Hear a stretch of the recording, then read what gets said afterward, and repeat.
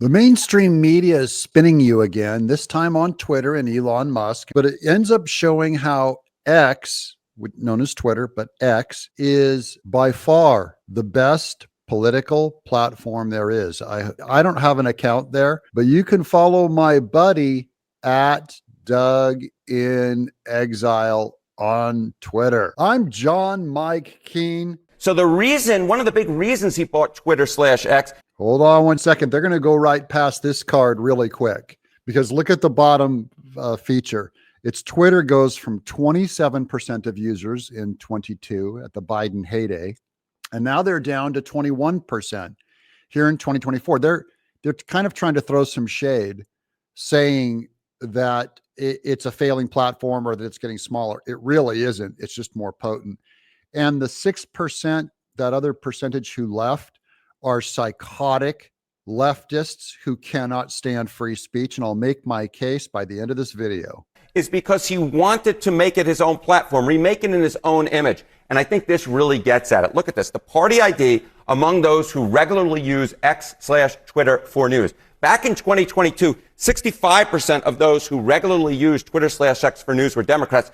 Before we move past this panel, I just want to show you how the Democrats that overwhelmingly used Twitter back then, it was 65% Democrat. And those of us who used it, it's because they owned all of media. We were being censored. We were being pushed off the platform.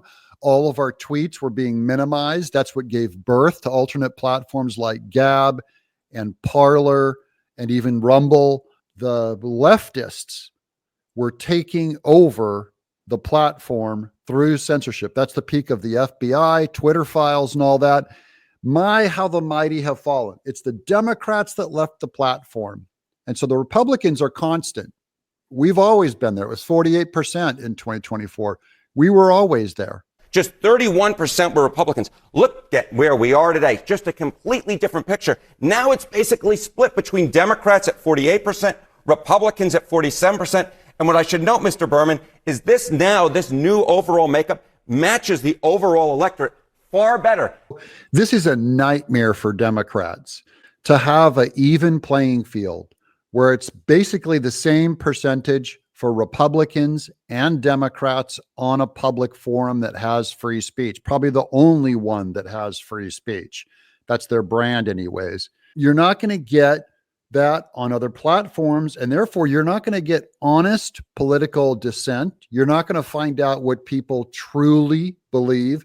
And it's why of all the platforms, X is the only one that properly predicted the last election. The other ones were all lied to, gaslit, and every platform was considered a false information platform. You were hoodwinked. And more than that, John, look at where Mr. Musk's net worth is today versus where it was just 2 months ago. He is the richest man in the world by far. 2 months ago, look at this. His net worth was $252 billion. Look at where we are today, $314 billion. He is by far the richest man ever to be on this planet. So yes.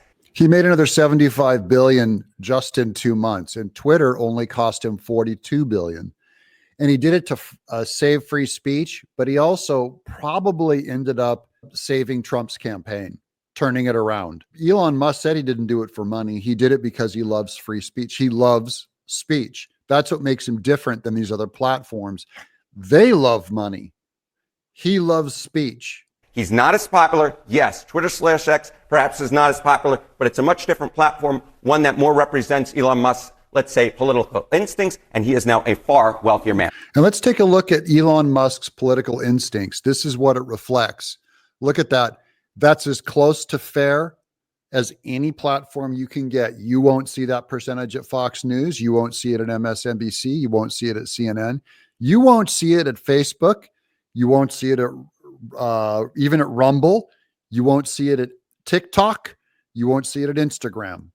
And that's what infuriates the Democrats, that they're equal to Republicans in voice. I'm John Mike Keene, and follow my buddy over at Doug in Exile on Twitter.